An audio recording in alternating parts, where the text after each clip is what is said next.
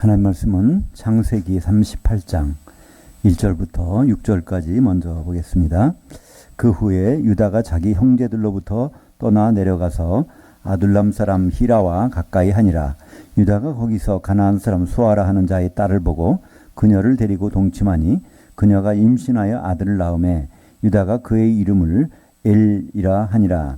그녀가 다시 임신하여 아들을 낳고 그의 이름을 그녀가 오난이라 하고 그녀가 또다시 아들을 낳고 그의 이름을 그녀가 셀라라 하니라. 그녀가 셀라를 낳을 때 유다는 거십에 있었더라. 유다가 장자 엘을 위하여 아내를 데려오니 그녀의 이름은 다말이더라. 원전으로 다시 보는 창세기, 오늘은 38장입니다. 시아버지 유다와 며느리 다말의 메시아 유치작전이라는 제목으로 말씀을 나누겠습니다. 창세기는 50장까지 있는데요. 1장부터 11장까지는 하나님의 경륜에 대한 부분입니다. 하나님이 천지를 창조하셨고 왜 창조를 하셨는지, 그리고 어떻게 결말을 맺으실지, 그것이 11장까지 나오고요. 12장부터 50장까지는 이제 족장 시대의 얘기가 나옵니다. 아브라함, 이삭, 야곱, 요셉, 그래서 마지막까지 요셉의 이야기로 끝나게 되는데요. 특별히 이제 37절 7장부터는 요셉에 관한 얘기가 나옵니다. 지난 시간 우리가 요셉에 관한 이야기를 봤습니다. 17살 때 애굽의 노예로 팔려가는 장면을 봤는데요. 50장까지 가다가 중간에 갑자기 38장은 요셉 얘기가 안 나옵니다. 유다의 얘기가 나오고, 또 유다의 얘기도 좀 우리가 보면은 좀 불미스러운 일 같은 그런 일이, 며느리하고 관계해서 애를 낳게 되니까 그런 일이 나오는데, 사실은 오늘 이 부분이 어떻게 보면 굉장히 중요한 하나님 우리에게 주신 메시지가 있다고 생각을 합니다. 결론적으로 말씀드리면 시아버지 유다와 며느리 다말이 하려고 했던 일, 그것은 메시아의 혈통을 잇는 그 일이었기 때문에 그렇습니다. 그것이 이제 오늘 가운데 나오는데요. 이 유다라는 사람은 원래 이름 자체가 예후다, 원래 이제 히브리 말로는 예후다인데 우리말 성경에서는 유다라고 번역을 해놨죠. 이것은 찬송한다는 뜻입니다. 그러니까 그 야곱의 아내 그 레아의 네 번째 아들이죠. 첫 번째 루벤, 두 번째 시몬, 세 번째 레위, 네 번째 유다.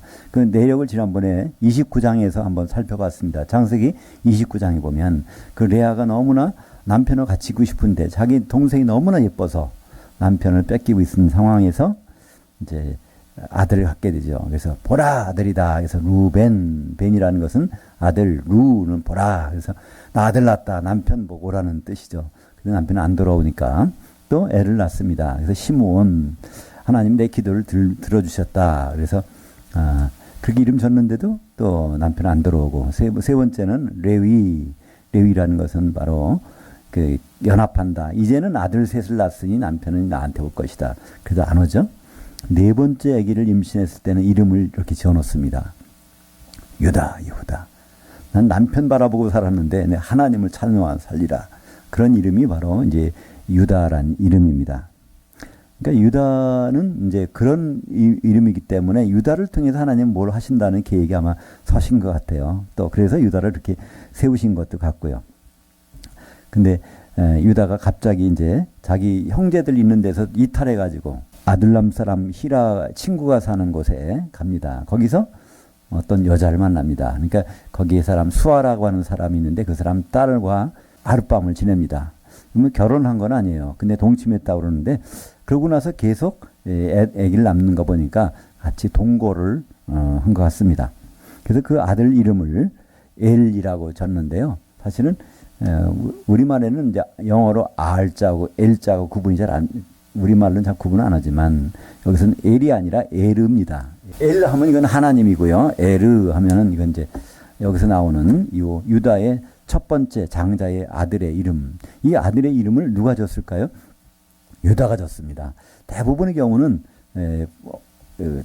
그 어머니가 진 경우가 많은데 이 경우는 이제 유다가 아들을 낳고 이름을 에르, 이 에르라는 것은 경청한다, 깨어있는다 그런 뜻입니다. 아마 이런 이름을 진 거 보면 유다는 하나님이 자기를 통해서 하는 어떤 계획에 대해서 항상 깨어있기를 원해서 아들의 이름을 그렇게 지었는지도 모르겠습니다. 그죠? 그리고 유독 유다가 그 아들을, 그러니까 유다가 거기 가서 어떤 여자하고 같이 자서 애를 낳았다는 얘기는, 이건 여러 가지 목적으로 생각할 수 있지만요, 이 전체 문장을 보면요, 메시아의 혈통을 잇기 위한 그러한 하나의 과정이라고 볼 수 있습니다. 그래서 아기를 낳자마자 이름을 경청한다, 깨운다, 깨어있다 해서 예르라고 짓게 됩니다. 그리고 두 번째 아들을 낳아요. 근데 이건 유다가 이름을 안 졌어요. 이제 왜냐하면 메시아 혈통은 원래부터 장자를 통해서 온다는 사상이 그들에게 있죠. 그래서 큰 형이, 장자가 애를 못 낳고 죽게 되면요, 그럼 큰 애를 이어야 돼. 그러면 그 동생이 바로 그 형수하고 해서 애를 낳는데, 이 형수하고 난 애는, 첫 번째 애는 형의 애입니다. 그죠? 그러니까 그 둘째도 못 나면은 셋째를 통해서, 넷째를 통해서, 결국 이 장자를 통해서 메시아 혈통이 이어진다는 그 생각이 있기 때문에, 유다는 그 엘에 대해만 관심이 있는 거예요. 그래서 엘이라고 하는 첫째 이름을 지어놓고, 그다음에 둘째 아들이 낳았을 때 이름도 안 집니다. 누가 짓죠?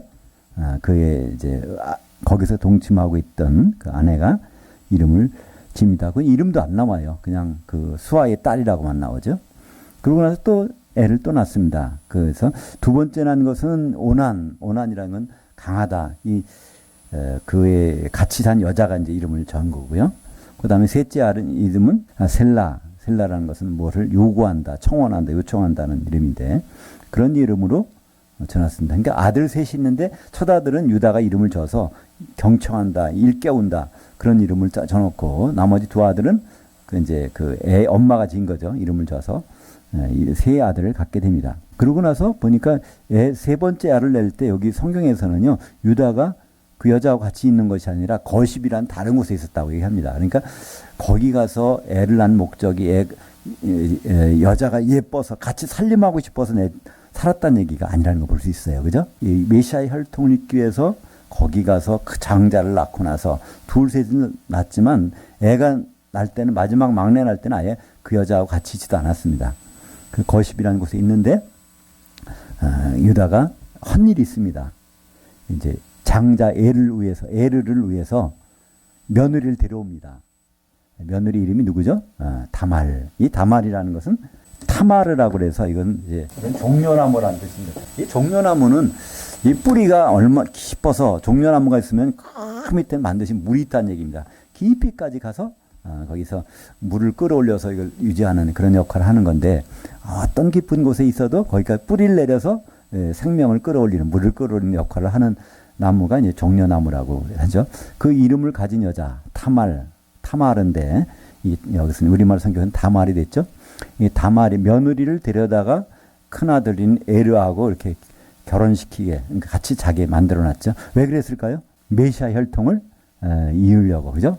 이를 통해서 메시아 혈통을 나지 않을까. 그래서 그 며느리를 데려왔는데, 근데 7절 보니까, 그런데 유다의 장자 엘이 여호와 보시기에 악함으로 여호와께서 그를 죽이신지라.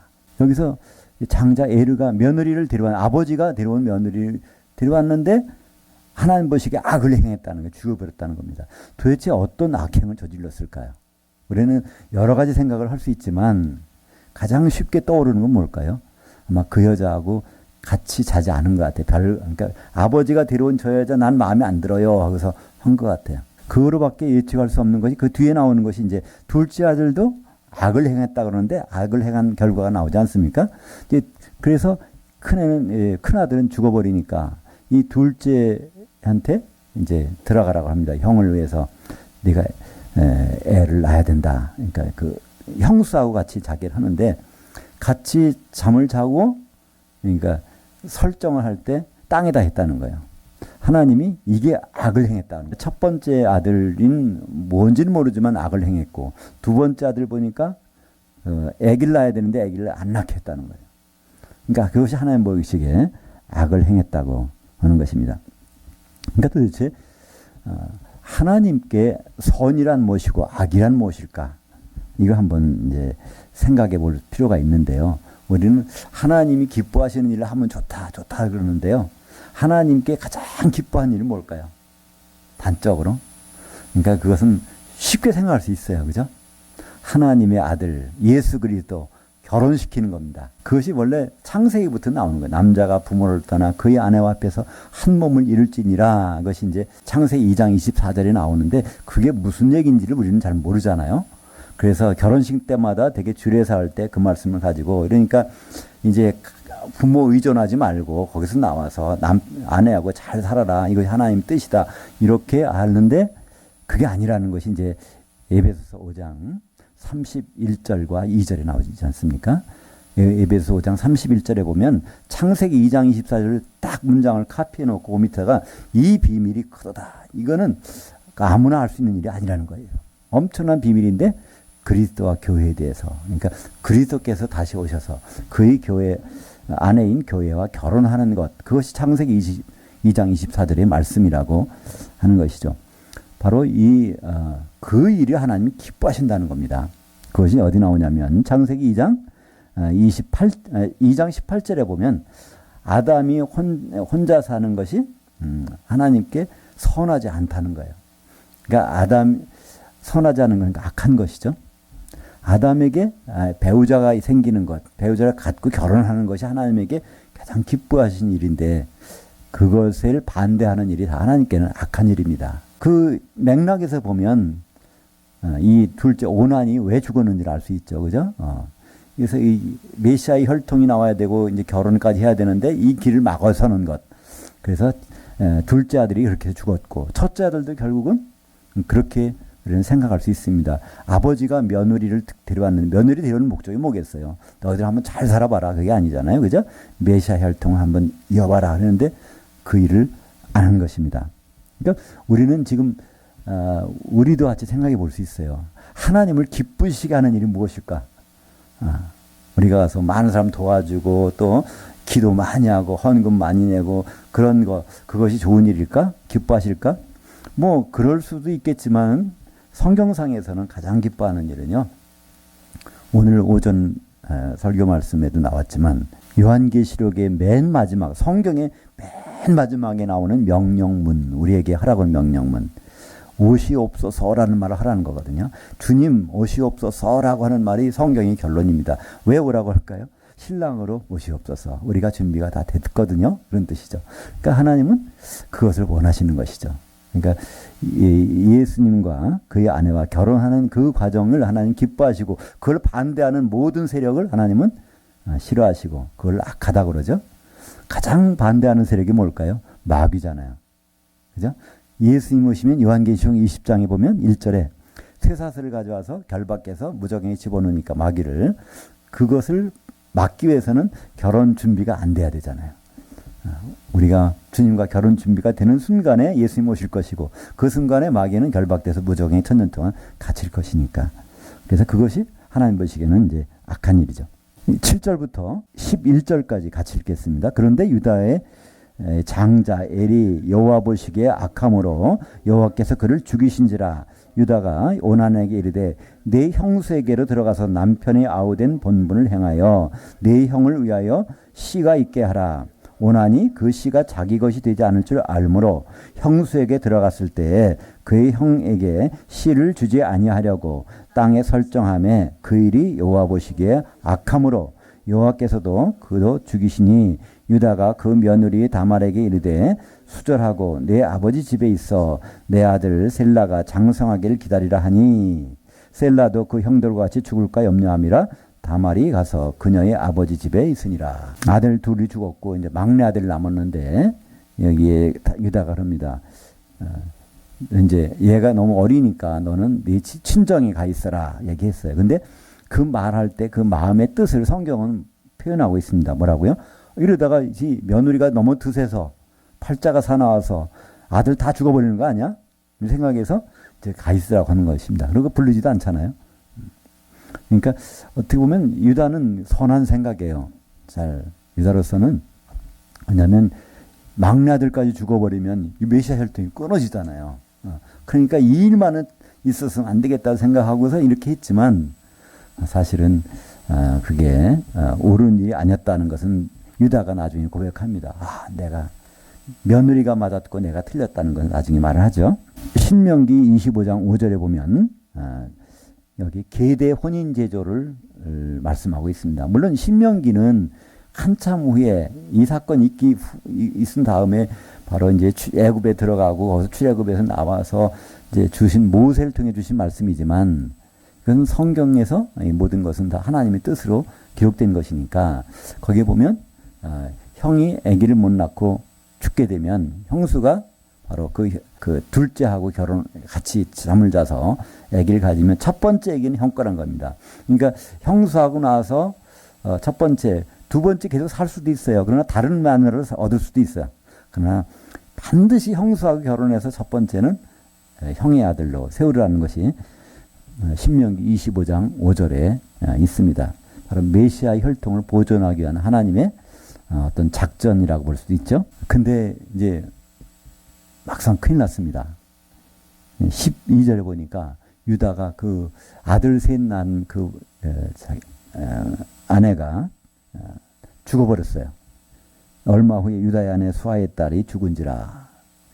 그러니까 유다로서는 좀 어떻겠습니까? 자기 아내가 죽었어. 그리고 이제 두 아들도 죽었고, 이제 막내가 커서 며느리하고 형수하고 했다가 또 죽어버리면 이건 완전히 자기로서는 감당하지 못할 메시아 혈통이 끊어지는 상황이 벌어집니다. 그러고 나서 그런 상황인데, 그래서 이제 이 다말 며느리를 부르지 않습니다. 아마 셀라가 큰 것 같아요. 컸는데도 부르지 않으니까. 이때 마침 유다가 거기서 자기 양을 다른 목초지가 좀 다른 곳에 에나임이라는 곳에 목초지가 있는데 거기서 이제 키우고 또 거기서 양을 깎는 일을 거기서 하는 것 같아요. 우리도 보면 이제 자기가 이발하는 경우 없잖아요. 이발소 가서 이발하듯이 양도, 저는 양을 안 길러봐서 모르겠는데 목동이 양을 깎는 경우도 있겠지만 양 깎는 데는 다른 데다 부탁해서 아마 깎는 모양이에요. 그래서 양의 털을 깎는 데로 이제 가야 되기 때문에 이제 에나임이라는 동네에 갔는데 그 소식을 누가 들려줬습니다. 누구한테? 며느리한테. 그러니까 며느리가 가만히 기다려도 셀라가 컸는데, 막내 아들이 컸는데 자기하고 동침을 안 시키니까. 근데 마침 시아버지가 오는 겁니다. 시아버지가 누구죠? 시아버지 속에는 메시아 혈통이 있을 거라는 생각이 있잖아요. 그죠?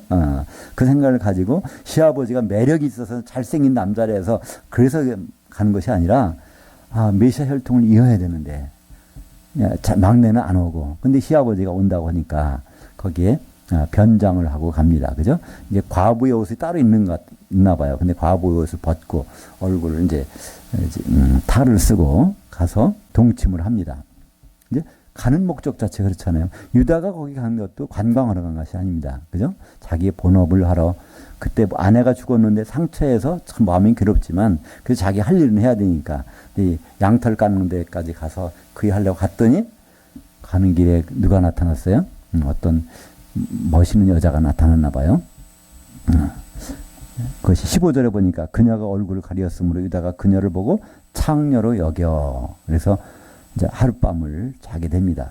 그때 이제 화대를 돈을 안 갖고 왔잖아요. 유다는 거기 가서 관광도 하고 뭐 일을 보고 그럴 생각 안 했단 말이에요. 그 돈을 안 갖고 갔어요. 그러니까 계약하려고 도장하고 도장끈하고 이제 그 지팡이 들고 그렇게 한 것 같아요.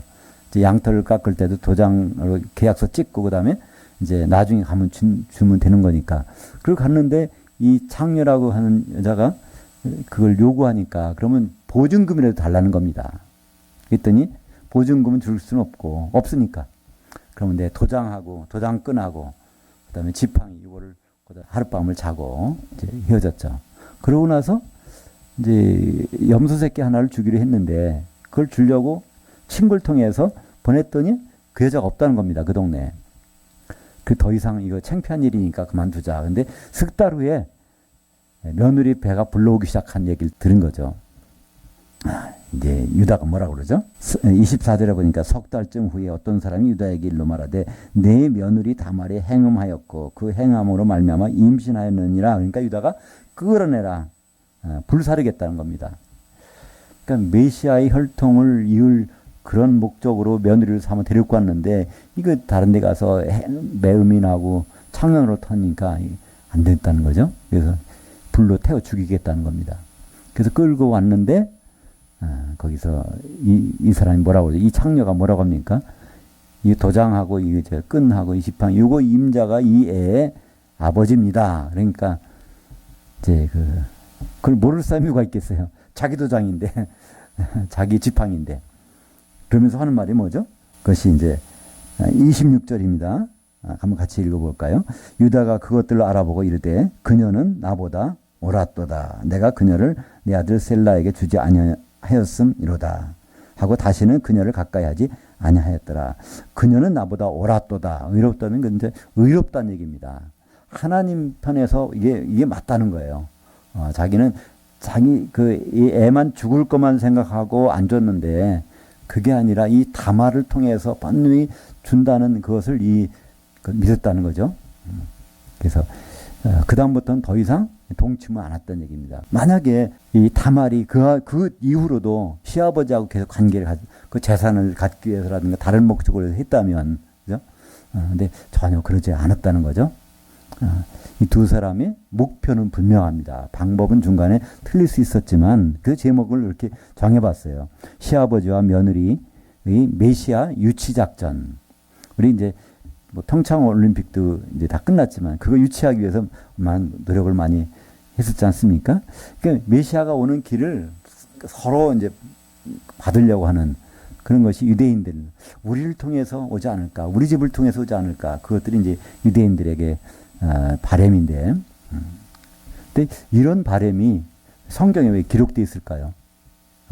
우리 보고 그걸 기다리라는 얘기죠. 우리는 정말 주님을 기다릴까요? 이들은 메시아의 혈통을 기다렸는데 우리는 신랑으로 오실 메시아를 정말 기다리는 얘기입니다. 그냥 다른 목적이잖아요. 대부분. 예수 믿으면 이 세상에서도 좀 넉넉하게 살 수 있고 마음 편하게 살 수 있고 또 죽으면 천국에 보장돼 있고 그러니까 얼마나 좋으냐 그래서 그렇게 해서 예수 믿는 분들이 좀 많잖아요. 정말 주님과 결혼하기 위해서 결혼하려면 내가 혼자가 안 되고 지체들이 모여서 그 한 몸을 만들어서 결혼해야지 이렇게 예수 믿는 분들은 별로 없잖아요. 근데 오늘 이 유다와 다말의 얘기를 통해서 하나님은 무엇을 악하다고 하시고 하나님은 뭐를 선하다고 하시는지를 다시 한번 생각해 볼 수 있습니다. 하나님이 가장 좋게 여기시는 거는요. 예수님이 와서 결혼하시는 겁니다. 그러면 하나님이 가장 좋게 하시는 것을 우리가 이룰 수 있는 것은 우리밖에 없잖아요. 결혼 당사자니까 우리가 누구를 중매할 수도 없잖아요. 그죠? 그분에게 우리가 정말 변해서 정말 정결하게 돼서 한 몸이 돼서 준비될 때 주님은 결혼하실 것이고 그때 하나님은 가장 기뻐하시죠. 그래서 성경에 보면은요. 하나님을 찬양한다는 단어가 할렐루야 아닙니까? 할렐루야가 신약 성경에서는 어디 나오죠? 안 나와요. 다른 데는.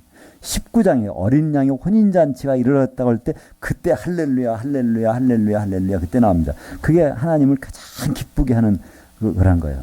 그 기쁨이 갑자기 될까요? 준비돼야 되겠죠. 그죠? 결혼식은 그냥 준비되는 거 아니잖아요. 그냥 이루어지는 것이 아니잖아요. 바로 준비할 때 결혼식은 이루어지게 됩니다. 드디어 이제 다말이 출산을 합니다. 출산하는데 쌍둥이를 낳아요. 쌍둥이에서 원래는 이제 먼저 나온 애가 나올 줄 알고 쫓겼는데 거기다가 이제 홍색 실을 묶어가지고 했는데 갑자기 확 들어간 겁니다. 아마 이 뒤에가 잡아당했는지 어떻게인지 모르겠지만 그래서 뒤에가 동생이 먼저 나왔다는 겁니다. 동생이 누구죠? 이 베레스가 이게 터뜨렸다. 이제 갑자기 얘가 뭘 터뜨리고 먼저 앞장에 나왔다는 겁니다. 그래서 동생 이름이 베레스, 형의 이름은 세라. 그래서 이제 쌍둥이를 낳게 됩니다. 여기에 이 베레스라는 이름이 나오게 됩니다. 왜 이런 일들이 왜 중요할까 하면요. 하나님이 먼저 약속하신 게 있어요. 창세기 15장 13절 이하에 보면 아브라함의 후손이 이방 땅에 가서 애굽이죠. 거기 가서 400년 동안 종살이 하는데 그때 또한 4대 만에 나온다는 겁니다. 4대. 근데 4대 만에 나오려면 그게 딱 정해져야 돼요. 그게 아무 집안이나 되는 거예요. 유대 집안에서만 유다 집안에서 되는 거예요. 요셉 집안에는 이 대수가 굉장히 많아. 이미 그새 다 누렸잖아요. 요셉은 손자도 보고 다 보잖아요. 거기서 자기도. 근데 죽기 전에 그런 걸 다 보는데 이 유다는 다 고개 만든단 말이에요. 유다가 이제 자기 장자는 죽었고 동생도 처자도 죽었고 이 며느리를 통해서 나는 이 베레스 누굴 낳죠? 헤스론을 낳아요. 헤스론. 이 헤스론이 애굽에 들어갈 때 이제 유다 야곱의 가족이 70명이 애굽에 들어갈 때 유다 계보 중에 이 헤스론이 나온다면 헤스론이 들어가서 그다음에 이제 거기서 아들을 낳죠. 헤스론의 아들이 람을 낳고 람이 아미나답을 낳고 아미나답이 나손을 낳고 그래서 나손 4대 만에 거기서 나옵니다. 그래서 광야로 나손이 여기 나오게 되고 이제 가나안 땅에는 그 나손의 아들인 이 웨투라고 하는 이 살몬이 거기 들어가게 되죠. 그러니까 유대인들 이스라엘 백성 아브라함의 모든 거의 중심축이 누구냐면 유다라는 거예요. 그죠? 유다가 4대 만에 거기서 딱 나오는 요셉도 아니에요. 우리는 보통 아브라함, 이삭, 야곱 그 다음에는 요셉일 것 같죠? 국무총리도 지내고 그들을 다 보호해주고 데려오는 것 같으니까 아니요. 바로 그 요셉을 살려준 게 누굽니까? 유다잖아요. 그죠? 구덩이 빠뜨려서 죽여버릴 거를 요셉이 형들에게 상의해서 그럴 필요 없다. 왜 그렇게 해야 되겠느냐. 그래서 살려낸 게 요셉을 살려낸 것은 유다입니다. 그러면 나중에 이제 애굽에 들어갈 때까지 왕래하면서 설득한 것이다. 유다예요. 그죠? 거기서 요셉이 막 펑펑 울면서 눈물을 흘리고 형님 하면서 자기 정체를 폭로하는 것도요. 요셉이 말을 듣고 한 겁니다. 요셉이 설득하니까 결국 말을 듣고 또 아버지가 이 베냐민은 데려가면 안 된다. 난 죽겠다고 하는데도 베냐민 설득해서 베냐민을 애굽 땅에 먼저 들어가게 했던 것도 바로 유다고. 그래서 유다가 이 모든 일들의 주인공이 되는 것을 볼 수 있습니다. 왜 유다를 하나님은 이렇게 기쁘게 여기셨을까요? 다른 사람들은 세상 사는 살이에만 열중했는데 유다는 메시아 혈통이 있는 일이 최우선으로 여겼거든요. 며느리 뽑을 때도 다말을 뽑을 때 큰아들에게 메시아 혈통을 이으라고 뽑은 거고 그런 다말 결국은 이 다말을 통해서 성공하지 않습니까? 메시아가 다말을 통해서 나온다는 거 어디 나오죠? 마태복음 1장 3절에 보면 유다는 다말에게서 베레스와 세라를 낳고 베레스는 헤스론을 낳고 그래서 이 다말이라는 이 타마르 이 종려나무라는 이름을 가진 이 며느리가 없었다면 이 시아버지가 어떻게 그런 일을 감당할 수 있었겠습니까? 바로 유다의 꿈 그걸 같이 이루어준 며느리 다말 그들의 유일한 목적은 메시아의 혈통을 이어서 메시아가 이 땅에 오실 수 있는 길을 열어주는 것이었습니다. 이제 우리는 그런 길을 열을 필요가 없어요. 이미 오셨으니까. 근데 우리는 그분이 다시 오실 일이 있잖아요.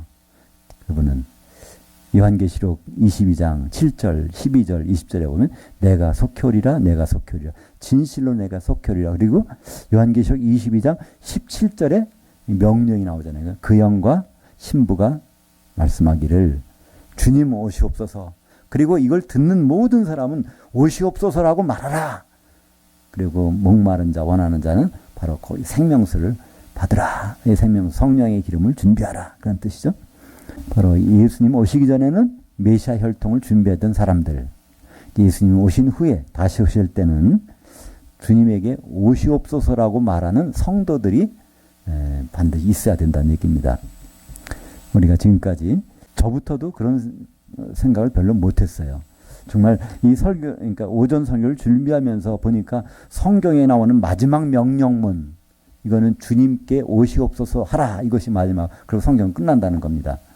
우리에게 담대하게 주님 어서 오세요 할 수 있는 그런 자세가 돼 있다면 그건 무슨 뜻일까요? 우리 성령의 기름이 준비되어 있어요 라는 고백 아니겠습니까? 우리는 세상 것을 바라보고 하나님의 도움을 요청한 적은 많았지만 정작 주님 결혼할 테니 어서 오십시오라고 하는 그런 믿음의 명령문을 잊고 산 기억들을 가지고 있습니다. 시아버지와 며느리의 메시아 유치 전쟁. 이제 우리는 성도들이 주님 오시옵소서. 우리 아무리 제가 열심히 신앙생활해서 제가 다 준비가 됐다고 해도요. 주님은 못 오십니다. 왜 그렇죠? 그분은 한 신부와 결혼하는데 저는 한 신부가 안 되거든요. 같이 모여야 그분의 신부가 될 수 있기 때문에 그렇습니다. 그래서 우리는 한 분 한 분들이 너무나 소중하고 귀합니다. 우리가 서로 한 몸이 돼야 그분과 결혼할 수 있기 때문에 그렇습니다. 기도하겠습니다. 하나님 아버지 참 감사합니다.